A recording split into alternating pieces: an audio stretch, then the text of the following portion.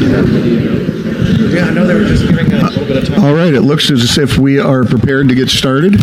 Hold it right there. Yeah. You lose it right away. A couple of quick preliminaries. Some people asked at the last session about masks. There are a couple of boxes of masks back by either Recording door for in anyone progress. who wants them. Recording. Oh, okay.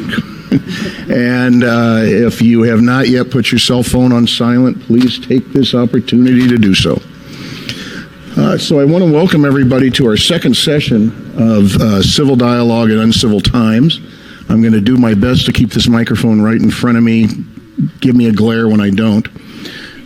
As we told you before, this program was organized by a group of local citizens, I think from across the political spectrum, in response to the increasingly bitter, acrimonious, hateful tone that seems to have overtaken the political discourse both nationally and locally.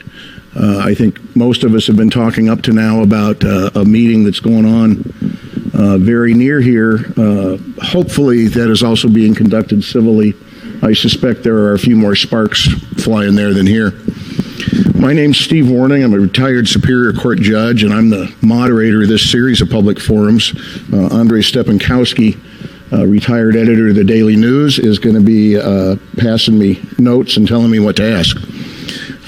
Then I'll be fielding the questions too. Yes, we'll get to, yeah, I got that. Okay.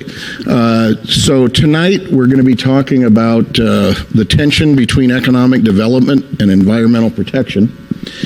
In our coming sessions on September 22, we're going to be addressing homelessness in the community, which seems pretty topical right now. And on October 6th, we're going to talk about the ravages of drug abuse and what part can and should the criminal justice system play, decriminalization of drugs. As we've said, our goal is civil but passionate debate and dialogue. I think some ground rules we mentioned last time are probably worth repeating because they're rules that really should apply to pretty much all of our conversation. And that's avoid personal attacks. Active listening is important. And this might be one that I think has really gone by the board currently in our political discussions. An effort to understand what the other person is saying, even if you don't agree with them. And I'll say again, the next one just amazes me that we've gotten to the point where we need to point it out, but truthfulness is a biggie. That's important to all of us. Everybody act respectfully and make sure everybody gets a chance to speak. We were surprised, shocked, overwhelmed with the number of people who attended our last forum. I think we counted 103. We had a lot of comments, and we're going to try and make some changes to our format in response to those comments that we received. You're still welcome to share any of your comments. You can do that on the forums that we've provided here or through the website civil-dialogue.com. And one of the things we're going to try to do tonight is incorporate questions from the audience. There are a number 3x5 cards that have been spread throughout here. And if you come up with a question that you would like us to ask, please write it on that card. We've got some people in the back who will come along and collect them. Just raise your hand, hold them up, and we'll bring them down there. I can't guarantee that all the questions will get asked. To improve the odds of your question being asked, I'd suggest you make it short. The 3x5 size of the card is intentional. And make it as straightforward and as even-handed as you possibly can. So as I said, tonight our topic is addressing the tension that exists between economic development and environmental stewardship. To help us frame that discussion for tonight, I want to introduce Mr. Louis LaPierre. Mr. LaPierre is an LCC faculty member and an instructor in biology and environmental sciences. Mr. LaPierre? Thank you, Stephen. Welcome, everyone. It's lovely to be in this space, face-to-face for a change, without masks. If you're wearing a mask, that's wonderful. In fact, I still wear a mask in class so that my students who choose to wear masks still feel comfortable to do so. So my job here is to be brief and to set the context. I'm going to do my best to do that. So first of all, what? Yes. A little closer. Oh, Oh, my goodness. Okay, here, let me bend this too. How's that? Can everyone hear me okay? Now, much better. Wow, okay. All right, so first of all, what is the environment, right? Everyone hears the term thrown around, the environment, save the environment. At one end of the spectrum, the environment is everything around you, living and non-living, biotic, abiotic, so everything. And at a minimum right now, it's everything in this room, again, living, non-living. It's what your neighbors are off-gassing right now, and I don't mean that in the other natural gas, right? I hope you weren't thinking you'd avoid potty humor at this venue, but that's what's happening. But it is, in fact, there's been a lot of research on the indoor air quality in particular, and how inside the built environment that there are issues that we have to pay attention to regarding what people are wearing, the near-head chemistries in other terms, so chemicals reacting. So that's at one limit. You've got the bugs living inside of you and on you, affecting your health, influencing your health, even affecting the mosquitoes. If mosquitoes find you particularly attractive, that's oftentimes due to your microbiota, the bugs living on your skin, the bacteria in particular. At the other end of the spectrum, it's the entire planet, right? And all of its interconnected and interdependent ecosystems that are supporting life on this planet, and of course that includes our lives as well. Economic systems, the source of jobs, depend on two major things. Human capital, right, the people, and here at LCC we work really hard to prepare people with the skills, the tools to succeed and to improve their lives should they gain employment, right? So the human capital is really important for economic systems to be successful. But the other one is the natural capital. And the natural capital includes two big things. Natural resources, which is a huge category, and that's the materials and the energy in nature that are essential for humans to be productive and successful. And not just humans, again, all life, but we're concerned with humans at the moment. But again, keep in mind that we are animals and we rely and depend on all life on this planet. And we're going to talk about some of those ways that we depend on all life and functioning ecosystems specifically for our quality of life and benefit. So the natural resources. The other element of natural capital are ecosystem services. And these are natural processes that support life and human economies.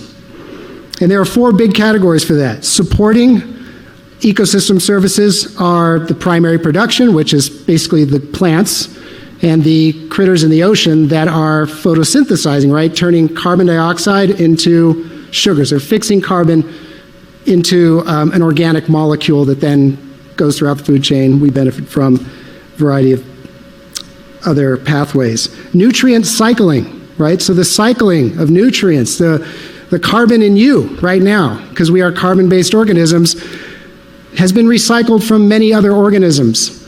Trees, plants, dinosaurs, bacteria. Carbon is recycled on this planet.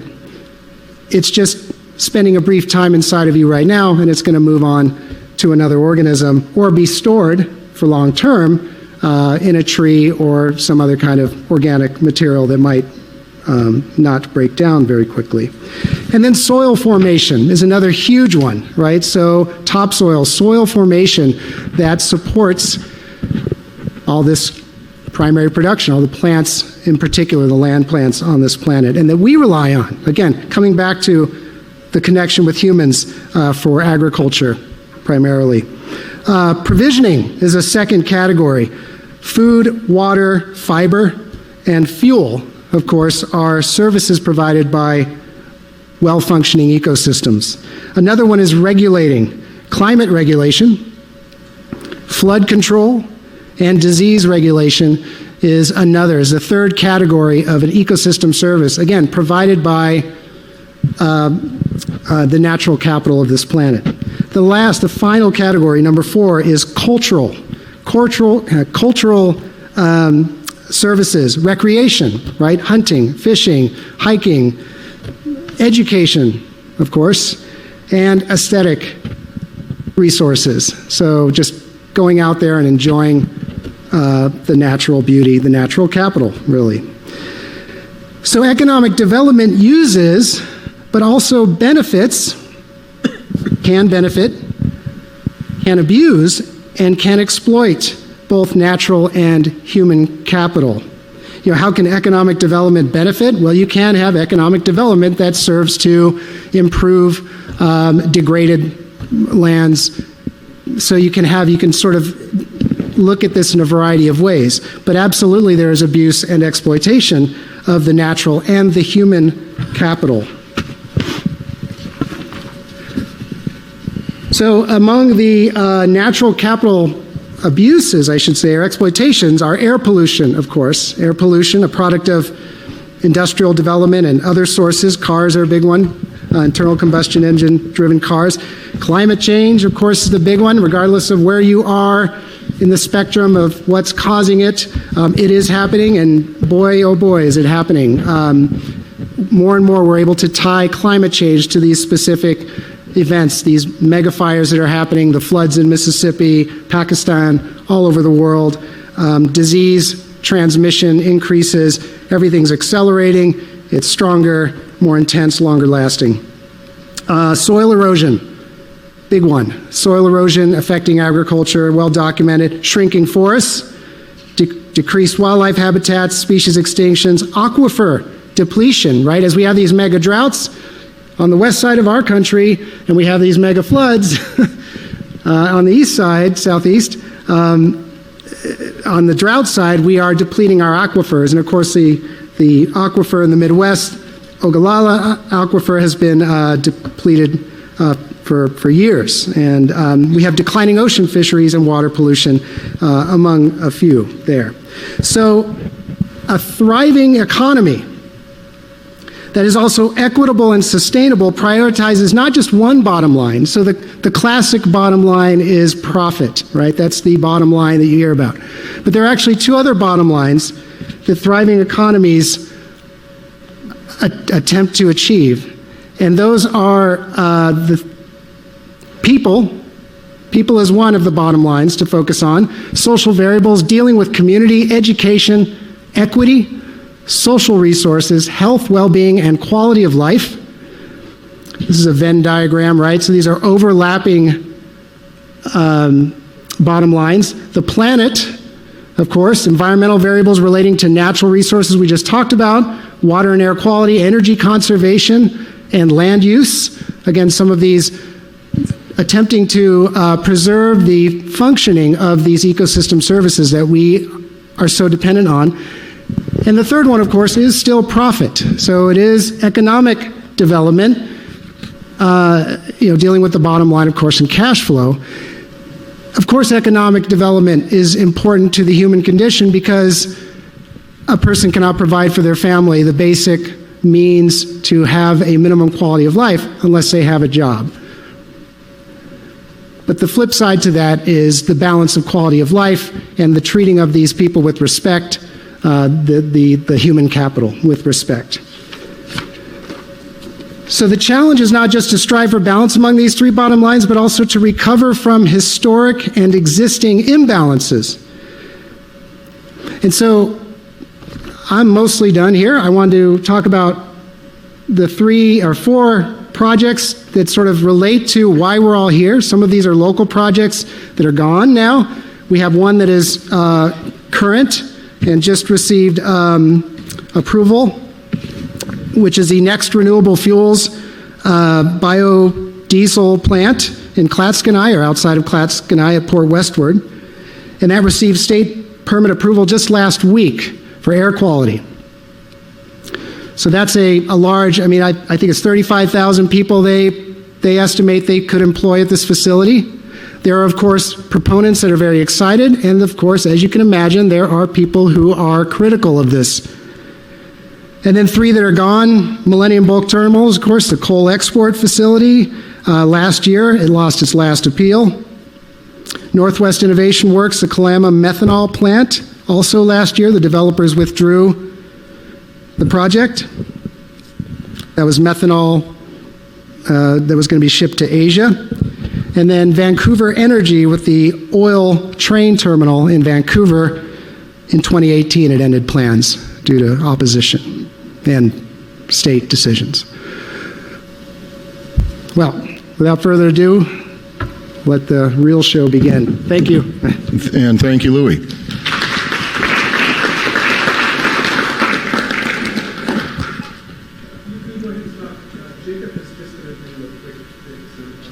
Okay. All right. So I just want to go ahead next and introduce the panel, and starting, I guess, to the right. Okay. So start with Ted Sprague. He is the director of the Cowlitz County Economic Development Council. Suzanne Donaldson is a member of the Cowlitz Tribal Council. Robert Sudar, a commercial fisherman and advocate for the fishing industry. And Mike Bridges, who is the head of the Kelso Longview Construction Trades Association. Thank you all for being here. And let's get right into it. One of the difficulties in this conversation, I think, is that it's often expressed in very simplistic terms. Jobs versus the environment. Is that a legitimate way to describe this? The conversation that we're going to try and have tonight. Is it really that simple a dichotomy? And Ted, I'm going to look at you first because you're closest. I'm so ready to defer to somebody else. Before I answer, I want to thank everybody for being here and thank you for putting this on. This is going to be a really interesting evening, I think, because it is a complicated topic, which is why I was kind of smiling when you were saying, is it so simple as jobs versus the economy? I don't know anybody that believes that. I certainly don't. I've been in economic development for over 25 years, and we've been well aware that it's about jobs and the environment, not either or. It has to be both. And I tell clients this when they first come to Cowlitz County, is that, you know, hey folks, this isn't Mississippi. This isn't Houston. We have standards in this state. And so we respect that. And not that those other areas don't, but I mean, we have a by far more stringent permitting and regulatory processes than those other areas. And I'm a believer in a lot of them. I take issue with some of them, but I feel that way about just about everything. So, Ms. Donaldson, go ahead.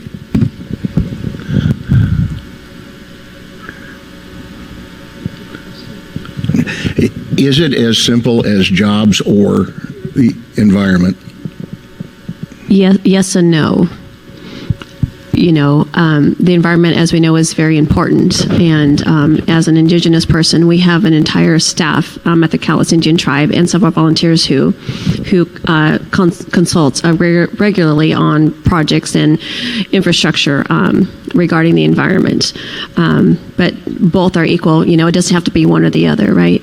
We can have both jobs and a healthy environment. And we need jobs. People need to be able to go to their work and feel like they're doing work with dignity and, you know, provide, you know, for their families.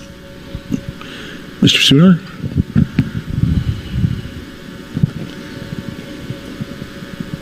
Yeah, I think I would agree with what everybody else said about the fact the two are related to each other. I think the environmental movement has taken off in the last 30 or 40 years because people have had jobs and they've had their basic needs met, and so they've been able to focus on things like the environment. And I think that's part of why we've come to where we are today in terms of the regulations we have in Washington. But I think that in general, businesses know that they need to comply with environmental concerns, and that they may not always agree, but that's part of doing business in Washington.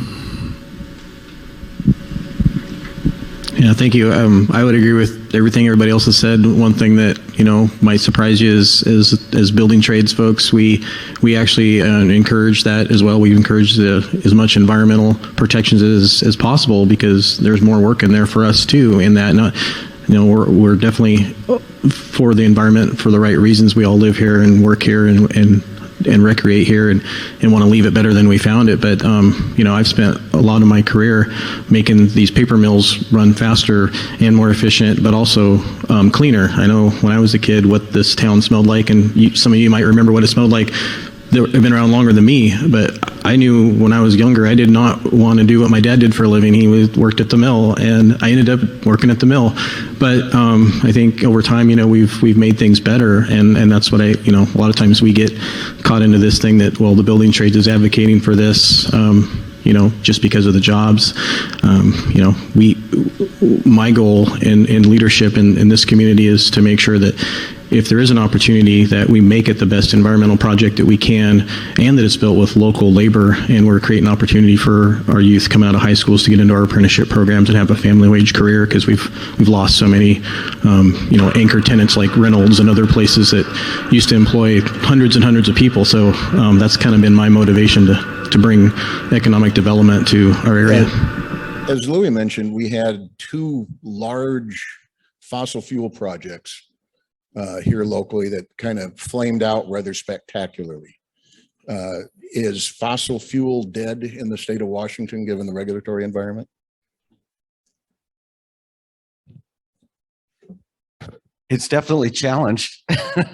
And that's fine. The Northwest, the Millennium Project was a private company trying to locate on a private site. And trying to get regulated. Their first iteration had a lot of problems, and their second, bless you, faced their challenges. I mean, they rolled through investors, and they rolled through project types, and it was a very difficult project to maintain and manage from the start. Northwest Innovation Works, they thought that they had found a compromise between jobs and the economy. They really did. I went to Shanghai to the headquarters of the Chinese Academy of Sciences, and it was November. And if I looked at my phone that morning to see what the weather was going to be like, and it said blue skies all day. I never saw the sky once. Smog like you wouldn't believe. And when I was in the chairman's office, one of the things that he was saying, and he almost got teary about it, was we want our blue skies back. And one of the ways they thought they could do that was have this methanol made without coal, which is how they produce it in China. And so that was their vision: make the methanol using natural gas, a fossil fuel that used to be very popular, which is now not popular, and ship it to China. And you know, we for 2 years we had support of the governor. Your guess is as good as mine as to why he opposed it, but some would speculate that he decided to run for president on a green agenda, and then he started opposing the project. And they too, like Next Renewables, received permits from the state that were yanked away after they received them. So that's the frustrating process for an economic developer is, okay, tell us what the rules are, lay down the groundwork, and let's all agree that once those goals are hit, then that's it. We can't go back retroactively. And that project, why it was in the permitting process for 6 years and the company spent over $50 million on the permitting process, was because they kept going back after they were granted a permit, which I don't think is fair. And I don't think it's a good way to try to attract new business, whatever business you may think that is. They have a lot of trepidation when they look at Washington State based on what happened, not so much with Millennium, but what happened with Northwest Innovation Works. I am honestly very wary of any fossil fuel project. The Port of Woodland, in fact, has a resolution that they will not accept fossil fuel projects. And so from my perspective at the Economic Development Council is, if a company wants to locate in Cowlitz County, do we want them? And if a port or a private business owner says, yeah, we'd like to lease them land, well, then it's my job to try to get them here within the constraints of the regulatory environment. If we don't want them, I know I'm never taking a fossil fuel project to the Port of Woodland. And if the other ports or the county or private landowners feel that way, I won't take their calls. And it's that simple. So that's, you know, I'm kind of agnostic on that. My mission is to help job creation, but obviously within the regulatory environment or resolutions of whatever port or city or jurisdiction has. That Millennium project's probably not Millennium, the methanol plant's probably a good one to continue talking about, because it went back and forth and back and forth, went back and forth past me more than once in our courts. And it involved a lot of assumptions. In every report, there were assumptions that really impacted whether it looked good, bad, or indifferent, and depending on who was looking at it. Susan, for the tribe perspective? Yeah, so I want to make clear that the opinions that I expressed here are my own, and they may or may not reflect the tribe. So I just want to get that on the record. I definitely think that fossil fuels are on their way out. We all know what's coming. We all know electric vehicles are ahead of us on the horizon. So when we talk about the environment, you know, that's part of the reason for that. We talk about jobs. There definitely could be job creation, you know, with the electric vehicle. I understand that it takes, you know, some work and it takes a lot to get there, but also in the creation of the vehicles, we also know that oil is used in creating plastics. And so there's that. So if there's any plastic on the car, we know that's also a controversy as well. So, I mean, I definitely think that, you know, the future is electric vehicles and autonomous vehicles. Mr. Sudar, again, looking at that methanol plant, it was also on the river. Well, I think that from the commercial fishing side, I don't think there was a lot of concern from the plant. The things that were affecting the commercial fishery nowadays are mostly political. They aren't environmental as much. And the things that did affect it environmentally were cured in the 70s by improvements in water quality coming out of the mills.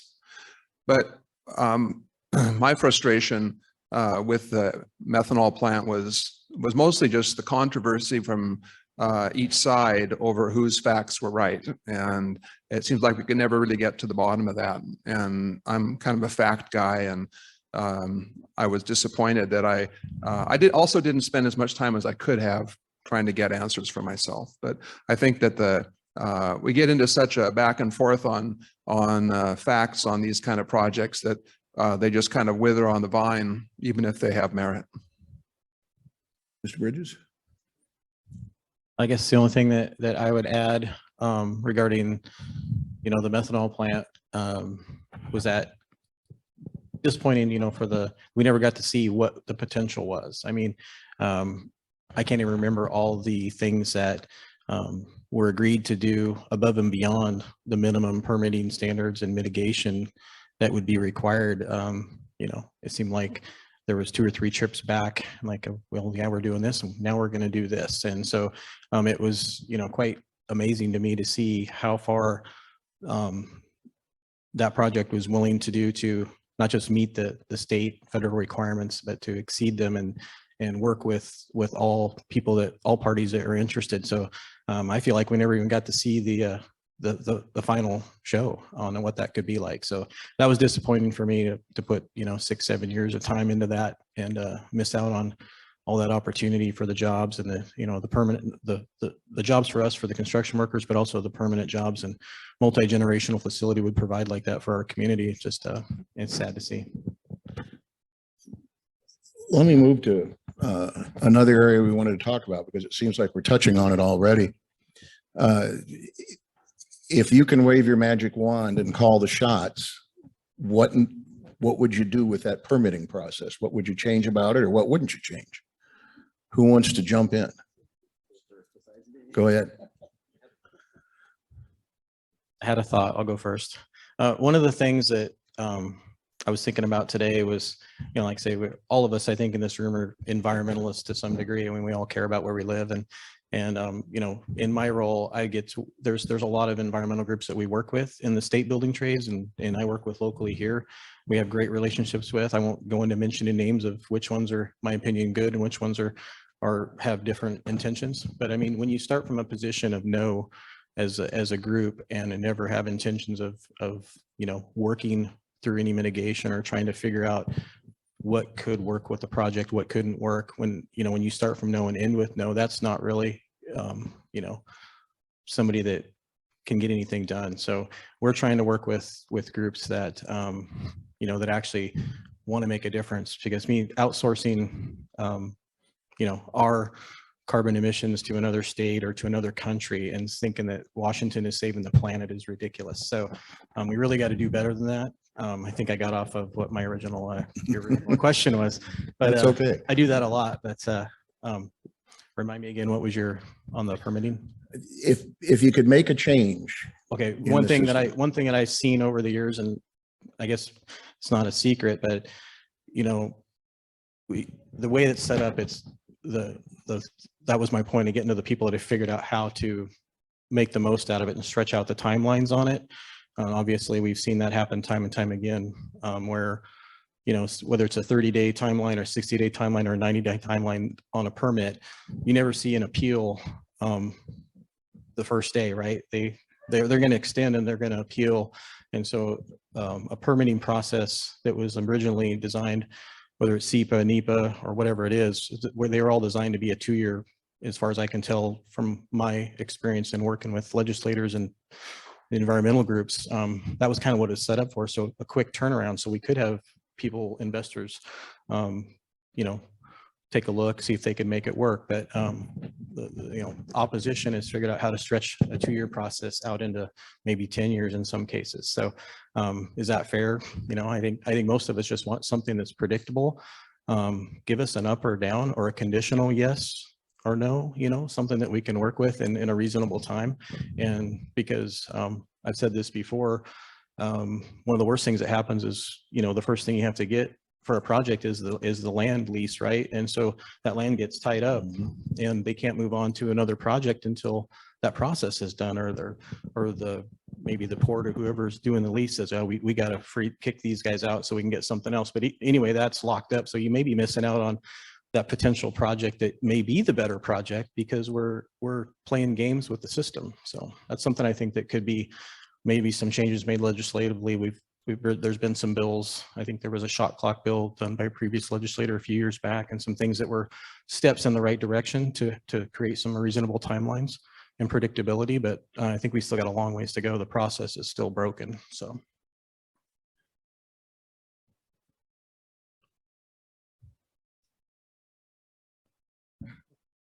Well, I don't have a lot of experience with big industry permitting, though I have been on the County Planning Commission for over 30 years, where we work with building and planning for small individuals and developers and things. And we've certainly made a lot of efforts there to streamline things, make things happen faster, create a more streamlined system.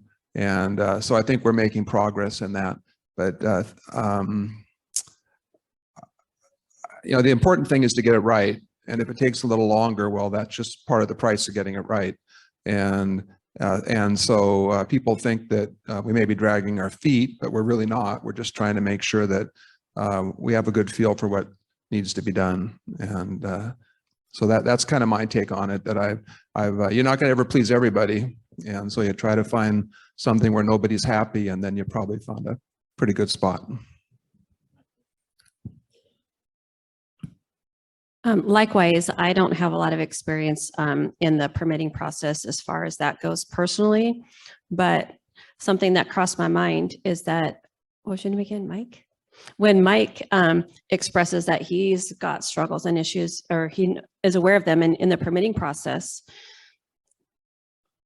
and he seems to be well established in the community and in his career, what might that be like for other people, for diverse people, right? And also, if the process if it's across the board for every county throughout the state, or if it's different, that's something to look at. But also, if you back to diversity, which was on the kickoff, thank you.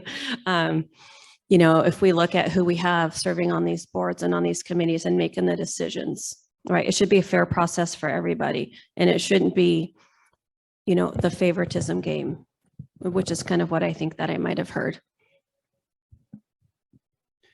I would agree with Robert that locally, county county level, city level, we do an excellent job of local permitting. I have no complaints there. In fact, when Elaine Placido was director of building and planning, what she asked from me is, when I have a client and they're getting serious and they're focused on a site, let's have a pre-permitting meeting where basically we would just sit around a round table and everybody would kind of put their stuff out there, and she and her staff would describe to the client exactly what they needed to get done in order to get a building permit.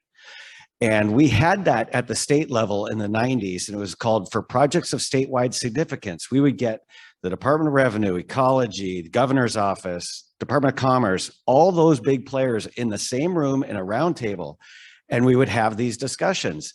And that's gone now at the state level, completely gone. A lot of regulators at this stage won't even talk to me unless the permit's been filed.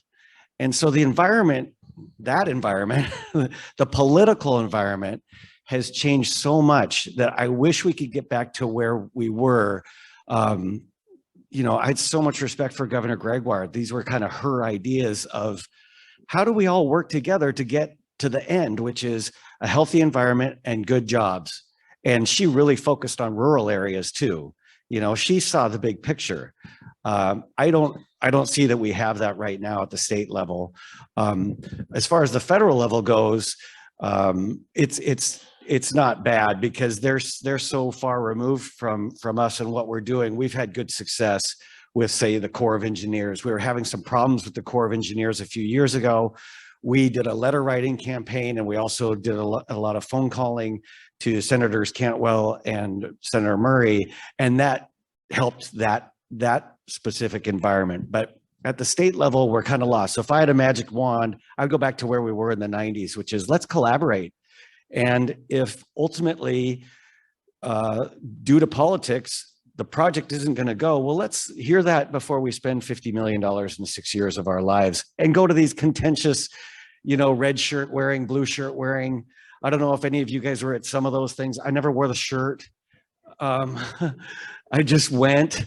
And, but I agree, that process, it was very difficult to know who's telling the truth.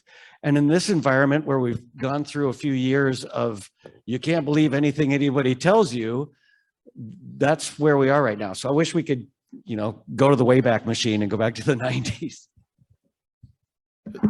This has for many, many, many years been a very industrialized community. And the projects we've been just been talking about are large industrial projects. The tribe just across the county line has a very large and getting larger non-industrial project. Is this going to remain an industrial community? Should we be looking at things other than manufacturing? We just have to give up on those kind of high risk proposals, or is that still the future of this community? Who wants to grab that one first? I'm it. I think that there are a lot of opportunities. You know, we already heard about, you know, fossil fuel and the changes there, and we heard about the environment. A lot of things do affect the environment, affect the fish, and affect human beings. So I think that there are a lot of opportunities to expand in a lot of different directions. As you mentioned, thank you for mentioning our economic development, the ALNA Casino Resort. We employ currently over 1,500 people, and that's going to grow spring of next year when we open our hotel. And we have a lot of experience, you know, developing our own economy that way. I think also, as we know, the future is changing as far as vehicles go and transportation. So there could be jobs in that. And it doesn't have to be either or. We can do a little bit of everything.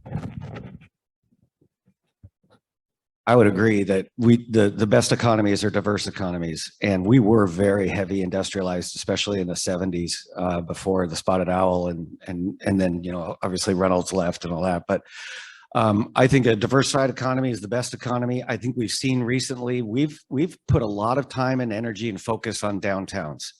And I think if, you know, I live in Longview myself, I've raised 3 children here. And it's changed a lot since I moved here in 2000. I mean, we have many more restaurants, boutique stores, and that's not only a reflection of our hard work, but it's also a reflection of the changing way we shop. I mean, malls across the United States are gone. We like to shop online now. But for me, there's no better experience than going to a locally owned store and shopping there and supporting those folks, those businesses, those jobs. So we're always on the lookout for more opportunities like that. We are not what they used to call economic developers, smokehouse chasers. We are not that. We want good paying jobs with benefits that our community wants in the community. That's our goal. And so while I think it's okay that we've diversified away from an industrial based economy, that's not going to go away. We're still going to need those jobs and those businesses. And as we talked about earlier, West Rock, which used to be Longview Fiber, holy cow, they've changed. Their emissions have changed so much, but if you look at it, also their employment has changed from 2,600 people to more output now by employing 900. So things change, things evolve, and we want to be a part of that. But let me ask you, so we've got a surfeit of large industrial spaces in this community that aren't being used right now. The old Reynolds plant, the Collins property at the mouth of the Cowlitz. What's the future of those? So the Reynolds facility is operating. They are actually importing at that facility, and they do have employees there. They are actively working with me on clients. Barlow Point is another excellent example that Port of Longview owns. Problem there is there's no infrastructure. And so if you own a business and you want to build a 100,000 square foot facility and you're looking at 10 different sites and one of them doesn't have any roads, water, or sewer or electrical hookups, you're going to put that down at number 10. So the way industrial clients look at properties, and this isn't 100%, but it's probably 98% of the time. Number one, is there an existing building? Number two, is there a workforce to support what we want to do? How much are the utilities? And that's, you kind of tick down that way. So when they look at a greenfield site, it's just not going to stack up, especially against other sites that have that infrastructure. So yes, we do have some land available for industrial development, but a lot of it is, like I said, underdeveloped. Let me kind of turn the same question to Mr. Bridges. The construction trades survive on construction. So from your standpoint, what's the future of this community? Is manufacturing where we want to go? Is it something else? Well, like Ted said, I think it can be diverse. I don't think, pulp and paper and timber industry kind of built this town, from what I can see and my experience, and it's still being good to us. But I think the local that I grew up in, the local I served my apprenticeship in, ended up merging with Portland because of the cycle of pulp and paper. And even when it was booming, we only worked when there was a remodel or they were doing some environmental upgrades. And that's when, we'd have a bunch of people working here. And the rest of the time we were on the road working, and, we're used to that as construction workers. That's not necessarily a bad thing. But it is kind of sad for us when, right now, we represent 5,600 electricians, Local 48 does, in Oregon and Washington, and very few of them are working here in Cowlitz County. We have probably 1,200, 1,500 that live in Washington, on the Washington side of the river. Most of them are working at Intel and other places. So, I think it is important not to put all of our eggs in one basket as far as, any type of technology or industry. But there are a lot of new things coming up, emerging things that are, that we can use for different energy sources that maybe we should be paying attention to. Manufacturing is always good for the trades. All of that stuff is good, but I think it takes a mix of, you need these big anchor tenants, you need a few industrial type facilities to make the smaller manufacturing. And, you look around our town, Waite and some, all these smaller businesses, but they're not really small, but those wouldn't be here without the mills. So, you bring in the anchor tenants and then that gives you the support for all these other small businesses. So people can go to the smaller shops and spend their money on the stuff they really want. So that's kind of what I see as a mix of stuff to keep us going. Go ahead. Well, even though I'm up here as a fishing advocate, I've done a lot of things over the years, and I also spent over 30 years at one of the mills in town. And I have to say, it was at West Rock, but it was mostly when it was fiber. And I think the difference is that you don't find very many business owners like the Wollenbergs who built that. They were unique in the way they managed and their interest in the community. And new owners keep the mills running, but they don't take that interest in the community that the Wollenbergs did. And I think that our strengths in this community are still our river location, close to highway, close to railroads. Those are all lend themselves to manufacturing. I don't think manufacturing is a bad thing. In my career at the mill, I was involved in some of the environmental aspects and keeping within those. And environmental compliance was also at the heart of what we did in terms of how we manufactured. And so I think that there's a way to make those things compatible.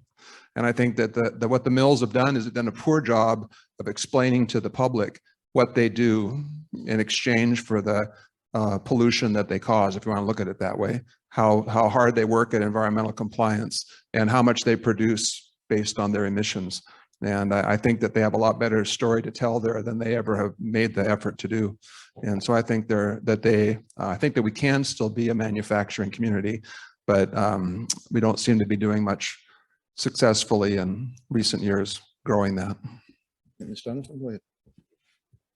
Yeah, I think when you first asked the question to Mike, you asked about, the union and having enough, workers to do the work. And that's really a relevant topic because we know that there is a huge shortage of trade workers in every single trade. I'm not even talking about diverse, just a shortage at all. And there are a lot of large projects coming up in the region overall. So that's going to take a lot of the trade workers. And so I think sometimes when over the years, it's been pushed, education, but we also need to get people into the trades because there is a huge, it's been documented, huge shortage of that. We also want to give people the opportunity to do work that suits them. Not everybody is suited for college. Not everybody is suited for a suit and tie, if you will. We need to be able to support everybody and make them feel good about the work that they're doing. Let me bring one question earlier, kind of local. And Ted, you talked about the regulatory environment and the lack of predictability and how that creates problems across the state. Okay, locally, what are the big barriers that we've got right now? Do we have the educated workforce that we need? Do we have the people in the trades locally that we need? What are the barriers that are here within the county? There is no single one barrier. Every client, every project is different. And I know for a fact that after Millennium went away and Northwest Innovation Works went away, a lot of our RFPs went away. So our requests for proposals to large company projects, they're just gone. So I don't know how many we've missed out on, but I know we've missed out on a few. Again, it's not local. It's Washington State that has the reputation, but a lot of that came out of Northwest Innovation Works and Millennium. Locally, I don't think we've got great leadership in this county, not only at the county level, but all the cities, the ports. They do an excellent job in working in partnership with us and the chambers and trying to diversify this economy, which is what it takes. So it takes a team. So, we have good power rate. Clients are looking for and looking at, and that's our local stuff. I'm just going to reiterate it again. I'm kind of a broken record. The problem isn't local. The problem is more of at the state level. Here's one I'm curious to see answers on that came from the audience. If a nuclear power plant, 4th generation, is proposed for Cowlitz County, would you support its construction and operation? That takes us back a few years, or maybe forward a few years. That's an easy one for me. Let's let Robert go first. Yeah. Well, I think that if it wasn't for the Fukushima disaster, we would see a lot more construction of nuclear plants worldwide than what we've seen since then. And I'm not particularly opposed to that, frankly, but I'd have to see the data of how much water they'd use, what that would cause impact on river temperatures. And I think that we've made a lot of progress in the nuclear industry. I don't find that to be a threat from my way of thinking. I just need to know more about it. Yeah, I'm not an expert on nuclear either. I got to see Trojan before they got rid of it, but I know it was a big economic boom, when that was built. But what I hear a lot in the circles that I travel in Washington and Oregon is, small modular nuclear, and that's, it's more efficient, it's safer, there's less waste. So that seems to be what everybody's talking about, is the small modular nukes, and that's definitely something that we could do, I would think, if that was something that came, to the area. So I think that the processes regarding nuclear would have to have been improved dramatically in order for a lot of people to stand behind something like that. If anybody's been over to Hanford Nuclear Plant, I have. It's not pretty over there. And we know that that has affected the river, which also affects the fish, which also affects human beings. So my opinion, it would have to be greatly improved. We also live in an earthquake zone. So that is, I know there are seismic retrofit upgrades and everything like that, but I think that's kind of a scary thing, to be living in an earthquake zone and having the potential of that kind of a disaster. Those are excellent points. And I would just go back to what I said before. If a port or a private landowner wanted me to help to try to get that through the permitting process, I would. I don't know that it could ever happen in this state. I don't, I've never worked with a nuclear proponent, so it'd be, just a guess on my part, but I think that would be a hard hurdle to get over, unless, they could show significant safety and environmental protection. But I'd work with them. Yes, sir. I think that any of us who were alive in the early 80s remember the Whoops disaster and the financing issues that we faced then. But I think the nuclear industry is in a different place now than it was then. And I will say that one bright side for the salmon industry in regards to the Hanford projects is that that's the last free-flowing stretch of the river above Bonneville, and it has the largest salmon run on the West Coast for Chinook salmon, because that habitat was never destroyed. So there was a small side benefit to the Hanford Reservation for the commercial fishing industry, whether it's fishermen in Alaska or BC or in Washington that harvest some of those salmon every year. It's the largest Chinook run on the West Coast. I kind of hesitate to ask this question because they're not in the room to defend themselves, but the topics sort of come up. Delays, permitting, lawsuits that go back and forth. A lot of that is the result of very hard work by Columbia Riverkeeper. I heard some chuckles. I mean, it's kind of a loaded name, if you will. Are they serving a legitimate purpose? Who wants to jump on that one?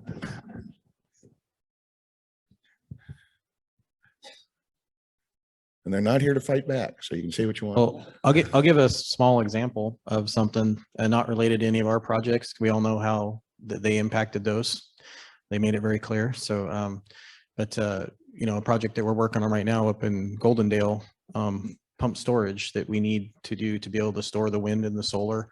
They came out opposed to that. And it's basically a water battery, a lower reservoir and an upper reservoir, and you store power in the upper reservoir when the sun's shining and the wind's blowing, and then when we need the peak demand, you turn the valve and the water. It doesn't get any cleaner than that. It's like any hydro power. So that's being challenged. So it's a struggle for us to understand what can we build, what can we get behind as Washington State. And that's one of the things that our building trades is trying to work with the governor's office and anybody that'll listen. It's like, so we don't waste time getting behind projects that are never going to get permitted. Can we sit down and figure out if we're not going to do anything fossil, great, let us know so we can get the people, attract the businesses here. But I think it's been kind of a moving target for business to try to see what Washington, we make some rules and they, oh, well, it looks like they're going this direction. So you see projects that are taking advantage of that to try to make a difference and help the environment, and then that gets shot down. So it seems like kind of a moving target, but that's I just brought up that one example. That's one that's happening right now. And it's, so I don't know if that group is ever going to be excited about any project that's close to the Columbia River. That seems to be kind of how I see it, is like, it wouldn't matter what's being built. If it's green, they're opposing wind turbines, telling us we should put more wind in when we're talking about a project here, and then opposing wind in the gorge. So it's like, what are we talking about? And I should mention that we did ask Riverkeeper to come, and we weren't successful in getting him here. So I'll answer the question. Are they legitimate? Yes. I mean, they have their say, they have their voice, they have every right to comment on projects and advocate for what they believe in. So yes, I believe they are a legitimate organization.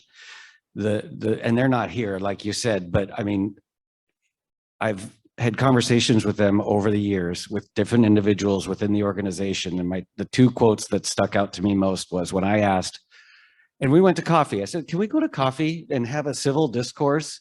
And I'm interested in hearing from you, from your organization's perspective, what would you support? And they said, we will never support any project on the Columbia River. I don't care what it is. We won't support it.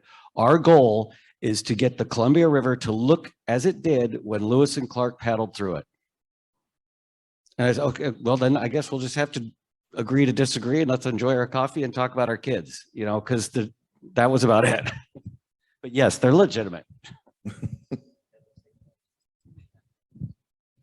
think at the end of the day, if you put, differences of opinions aside, I think a lot of people really have the same goal.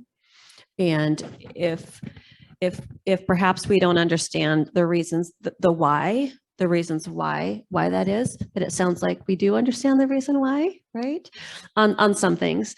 I think a lot of people really, if you take aside what somebody looks like, what their economical status is, what their demographics are, and you ask them, what do they want in life? What do they want from the community? I would bet you everybody wants the same thing. Everybody wants a place to live. They want to feel safe. They want to have a job so they can support their family, right? So if we just take out all other factors and look at it, I think there are a lot of common goals.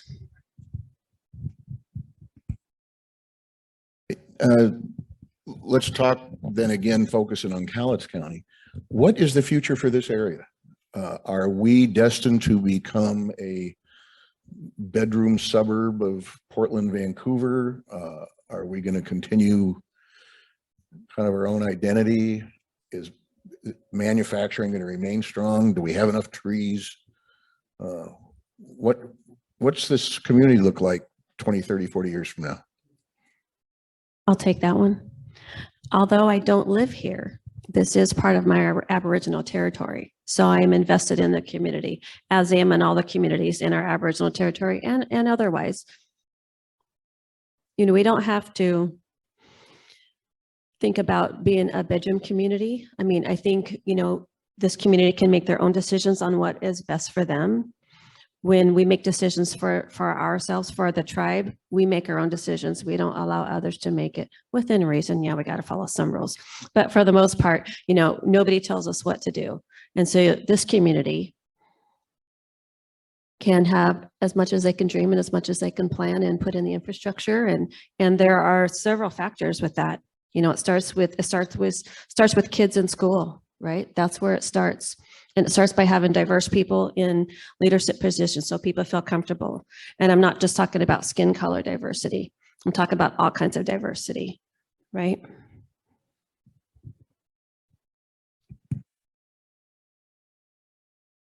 I think one critical piece that we haven't really touched on tonight is housing. If you recall, a year or two, no, it's been longer than that. It was probably pre-COVID. We had about a half an inch of snow on the ground.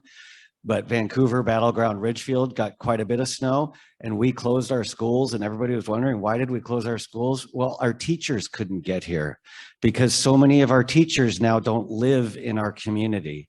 And one of the things that I've really worked on in the past few years when that happened is when I'm recruiting a business, I'm not only recruiting that business to come here, I'm working my butt off to get the families to move here, but we need more housing. And that's going to be a critical issue, but you're seeing it pushing up. I mean, Ridgefield, if you've driven through Ridgefield lately, it's night and day what it was 15 years ago. Same with Camas. And we need some more of that development of housing so our families can live in this community. And that makes a big difference to downtown, to your restaurants, to meetings like this. If you work here, but you live in Vancouver, you're not sticking around for tonight. You're going home, you want to have dinner, you want to watch the football game, you want to hang out with your family. So I think a really important part of economic development is not only recruitment of industry and manufacturing, retail, but also recruitment of families. And so we need more support in the housing industry to get that happening. Mr. Sudar, to narrow it down even more, what's the salmon run look like 20, 30, 40 years from now? Is it sportsman only? Is it commercial only? Well, it'll never be commercial only. Politically, it could become sports fishing only. But you know, I think that people don't realize that we've had a lot of improvements on the Columbia salmon-wise over the last 30 years, 20 years anyway. And what we read in the paper about dire results is not really true. We had the biggest sockeye run since 1938 this year. We had improvements in all of the runs. There's a great Chinook run going on right now. Right now it's the third biggest in the last 10 years. And a lot of that reflects the local environment. It also reflects the ocean. The ocean is on an upswing, and since the years of the blob, and that's reflected in salmon runs. So there's a lot of positive things in that regard from my perspective. But as a community, I think that I think it's inevitable that people who work south of here will move here if the housing's available. I know that our vacancy rate is extremely low, both for rentals and for houses. 60. On the other hand, almost 70% of our county is in timberland, and so there's no way that timber isn't still going to be a major part of our economy. That's just a reality, because that's what we have here. We're a natural resource community to some extent, and so I think all those play together. I think that I've been frustrated by people who said that they didn't locate here because of our schools. My 3 kids all went to school here. They went to public school, had great educations, are doing well. And I think that our schools are great. I think we have good teachers. I think that's sometimes used against us unfairly. And so I think there are a lot of positives in our community, but I think that jobs are holding us back, frankly. Just the fact that people could find work here and then live here like they used to is a real drawback. So I'm hoping that I think that fishing can be compatible with whatever the community decides to be, but I think that we need to grow our job base in order to get people to stay here. Bridges? Well, as far as I think the original question was, are we okay with Longview becoming a bedroom community? Or, my personal thoughts on that is it's going to happen a little bit because our housing is cheaper up here right now, but I don't see that being the future for my kids and their kids. I mean, I think we have to grow manufacturing, we have to grow some industry and have that balance. I mean, we have the Port of Kalama, we have the Port of Longview, we have the Columbia River with the shortest trade route to China, we have the rail, we have I-5. Other communities would die to have what we have logistically for moving freight and stuff like that. So to say we're going to settle for being a bedroom community for Portland, I can't even think about that being something that's going to take us into the next generation and look anything like what we did growing up. I mean, I remember what this town used to look like, and when I was a kid, and I'm sure it was even better before, where it was thriving community, and people had disposable income, and it was a great place to be. And I still am proud to live here, and it's a great place. I love our lake. I love everything about our community, but we need some more business. We need, and it's not, I don't think if you have a bunch of people move here from Portland and build houses, they're going to spend money here. Yeah, you might get some more coffee shops and stuff, but I'm not an economist or a business expert, but I see those people coming up here to have a cheaper house, selling their expensive house down here and buying a house, and then still getting on their plane and going on vacation somewhere else. I don't see that bringing us all up. I think we need some anchor tenants here, some big industry, and a balance of things. Yes, ma'am. Yeah, you asked Robert about what does the future of fish look like on the Columbia River. And I'll share a little bit of news. The chairwoman of our tribe and I were at an event a few weeks ago, and the EPA was there, and Senator Merkley, and announced that they're giving awarding $1 million to each of the Columbia River tribes. The $1 million is not a lot of money, but when you think about what we can do with that and all the tribes combined, so there's going to be some more work done regarding the fish habitat on the Columbia River. We are holding this discussion in a really nice facility in a stellar community college, which generally means 2-year. Louis, can you tell me how many 4-year programs they actually have here? Yeah.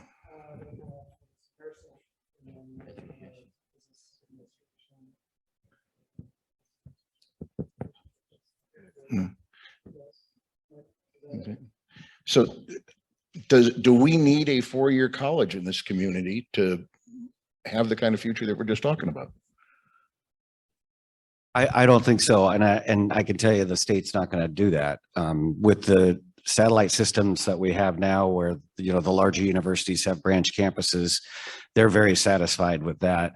And I think just what we're saying, if President Bailey here at Lower Columbia College, he has really been an innovator in getting these 4-year degrees here. And I think that's the key thing, is that we find the 4-year degrees that match with the job needs of this community. And you were saying earlier tonight, not everybody needs a 4-year degree. The trades are an excellent way to go. And this is one of the most respected schools in the state of Washington here at Lower Columbia, and it's just getting better all the time. And I don't just say that because my wife's the vice president here, but That's a really good reason to say that.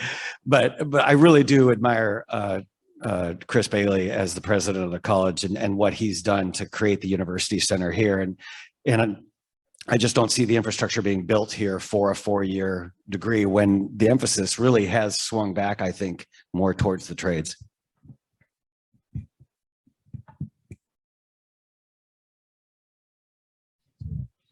I would agree. Not all the emphasis is put on formal education. Myself, I've only got, I don't say only, I have a 2-year degree, and that was really hard for me to get. And a lot of that is due to my demographics. I didn't go to college until very late in life, but here I am making it. But I think, yeah, pretty much what you said. Also, I would agree, this is a beautiful facility. It's my first time inside this building, and it is beautiful. Yes, sir. Well, I do have a couple college degrees, and I think that if we had a 4-year college, that would be great. I think that ship has sailed a little bit for us. We put in a real fight to try to get the WSU Vancouver campus here about 20 years ago, and we failed. And I agree that I think that would be, it's going to be hard to get another 4-year school to come here. But I think it would be a benefit if it did. But I think what we need to do is find a way to keep our kids who go to college interested in coming back here to live. I think we aren't successful there. None of my kids live here. They all have good jobs. A lot of them are in the tech field, and our internet infrastructure is just not adequate in this community to support those kinds of jobs. And I think that would be a real benefit for us if we could get the kind of broadband service that that maybe this new infrastructure bill will bring us. But I think that's where we're really struggling, is too many of our kids that are successful go to college. They don't come back here to live like they used to.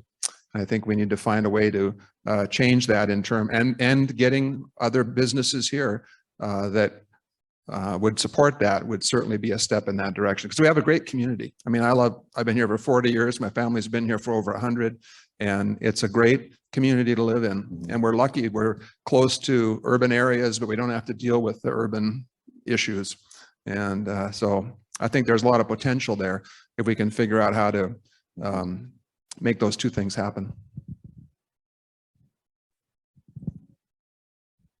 Yeah, just to echo that a little bit, weekly, daily, sometimes I get those same calls from folks that are returning from college and hoping to find work here with various degrees.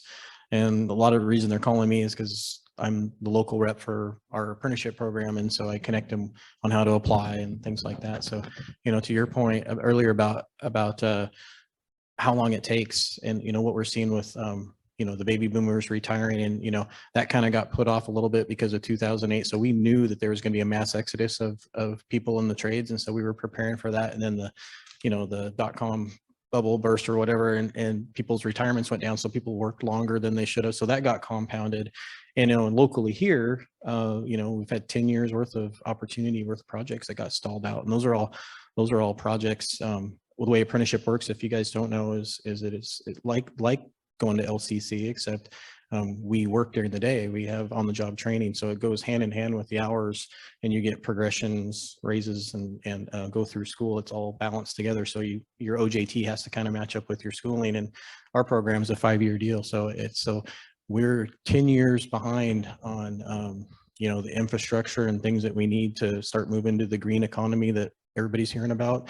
The grid's not ready to do all the wind and solar that needs to replace fossil. So we're pushing for that. And I think our governor is finally hearing it now, because he's seeing that he's not going to be able to get his goals for the environmental goals he wants because of the permitting process. So that was one thing I kind of wanted to mention tonight, is I think that will help us a little bit, and maybe bringing this around full circle, realizing that, okay, well, this is now a problem, this permitting problem, we're feeling it on the agendas that we want to push. So we're trying to work with however we can with anybody in leadership to make that happen. So thank you. I like how the answers are kind of rolling right into the audience questions. So talked about, obviously, the infrastructure issue here in this community. And so the question is, how can we incentivize and build support for greener manufacturing in this community? So what do we need to do to fix that infrastructure problem locally? The question What's asked, like when the questioner actually asked about cleaner industry, meaning like things like solar panels and things like that. So we've identified we don't have the broadband infrastructure, some of the other things Mr. Bridges mentioned. What can be done locally to start pushing that? Not much locally. So incentives is a whole nother discussion, and whether you're incentivizing building for a manufacturing facility, which in Washington State, if you were doing it in a rural area, you didn't have to pay sales tax on the construction of the facility. That went away. Incentives are a dirty word in Olympia. They don't like them. They don't want them. When I started in economic development in the 90s, we had several incentives, but they were, you know, tied to job creation or capital investment. A lot of those have gone away. And even green incentives to build green, that just don't exist in Washington State. If you talk to a client that's looking at several different states like Idaho, Oregon, and Washington, and you look at the incentive list, the list is long for Oregon and Idaho. The list is a couple sentences for Washington. I think we rely a lot in Washington State on our past. We look at Microsoft, Boeing, Amazon, and Nordstrom. And what do all four of them have in common? They were started here. They weren't recruited here. We don't recruit here. In fact, Boeing has left, essentially. I mean, they still have some manufacturing here, but they moved their headquarters to Chicago and most of their manufacturing to South Carolina. So we don't compete when it comes to incentives. So if you have ideas for incentives to assist in a green economy, I would love to take them to the legislature. But I'll tell you, It's just, it's a 4-letter word in Olympia. So to recap what the question is what can we do to improve the infrastructure here Yes. locally? Well, locally isn't the only place that has a problem with infrastructure. That's a national problem. There are actually some reservations that have no water. So infrastructure is a huge problem. There are a lot of people who don't have access to the internet. And you think we've had the internet for how many years? I mean, a lot of years. And there are people who still do not have access to the internet. Just the basic things that we need to survive, that you need to use to look for work, to apply for college, anything that we need infrastructure. My advice would be to get yourself a really good grant writer and grant administrator. Why are we laughing? But you asked the question. That's my advice, is to get really good grant writers and grant administrators, because there is a lot of funding available just for the infrastructure. I think it's called the something infrastructure package, Biden or bipartisan, whatever. But there is a lot of funding. Also, each municipality got some funds, some COVID funds, relief funds. Those could be used for infrastructure if they haven't already been spent.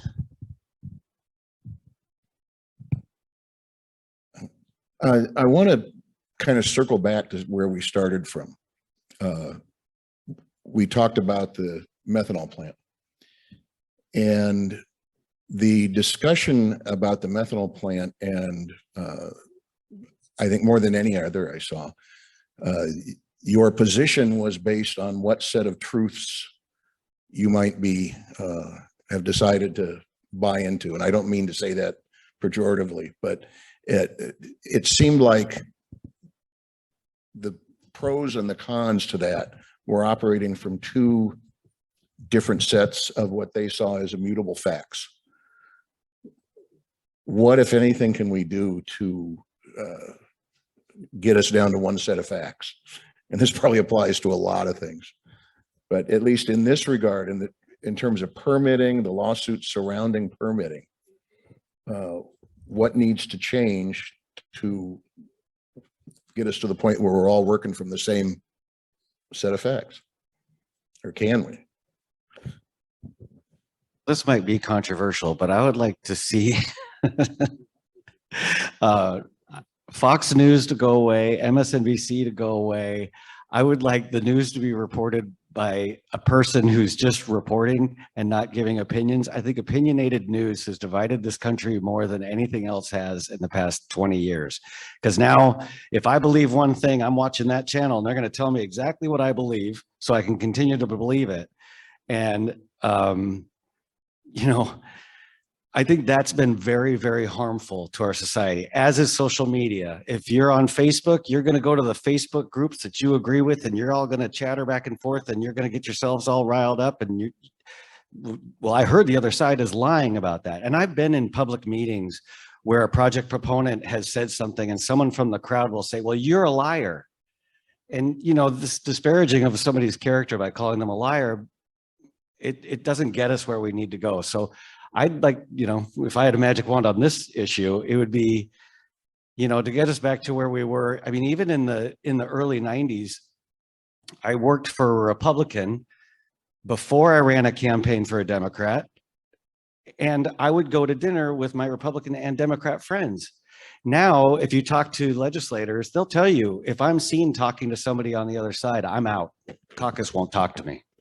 So we're just so divided right now. I think it's brutal. And that gets into the permitting process, which gets politicized. So communication can go either way, right? It can have a detrimental effect and it can have a positive effect. So getting back to the key components of communication, getting everybody on the same page. Like I said earlier, if we remove all other factors, demographic factors, most people would have the same goals. So bringing people together on what those goals are, having a good facilitator, good community engagement would be key. Mr. Bridges, what's your magic wand do? Yes. Well, like I say, I'm not an expert on it, but I lived it. And, you know, I was in some of the same hearings, and probably some of you in the room were in, and, you know, it was a thing of sides, and there is no rules. I don't, I don't think I ever said anything that wasn't true or echoed anything that I didn't believe that was true, but the other side would. And there was no, when I asked, like, well, it's public comment, they can say whatever they want.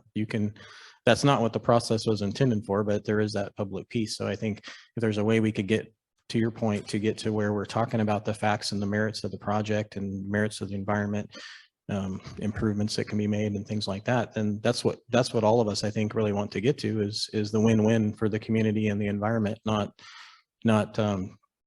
picking sides and making up stories to, because it's very effective. To Ted's point, we've seen it divide our country, and it doesn't have to be true. It doesn't have to be real. It just has to be repeated enough times.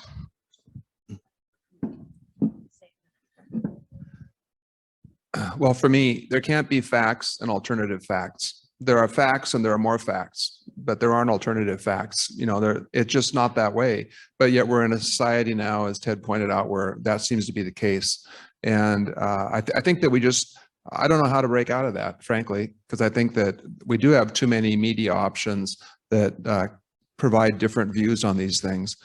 I think I was frustrated with the methanol plant that we know that methane is collected off of oil drilling. And if we don't collect it and do something with it, it just goes to the atmosphere where it's a pollutant anyway. And so to me, it would be better if we collected it and did something with it. The argument was that it was going to turn into plastic bags. Well, that's not all you do with methanol. There's a lot of other things you do with that. One of the reasons that our mileage is better on cars is because we have so many plastics. Methanol fits into that, as does oil. Only about a half of a barrel of oil goes to gas or fuels. The rest of it goes to other products that we use every day. And so, I think we take too narrow of a view of these things. There's a lot more to know about these products, whether they're useful or not, and how we use them and how we depend on them. And I think that if we could find a way to get out of this conflicting truth stuff, it would certainly be a benefit for our whole society. But I haven't seen that we've gained anything on that recently. I think that's going to be a really good spot for us to stop. And the reason being, at the last session that we had, where the discussion was just how do we have civil dialogue and what are the problems, this was kind of where we ended up as well, that what's killing us is directed news and social media, where we can all climb into our own little bubble and not ever have to listen to anybody who disagrees with us. So first, I want to thank our panelists very much for being here.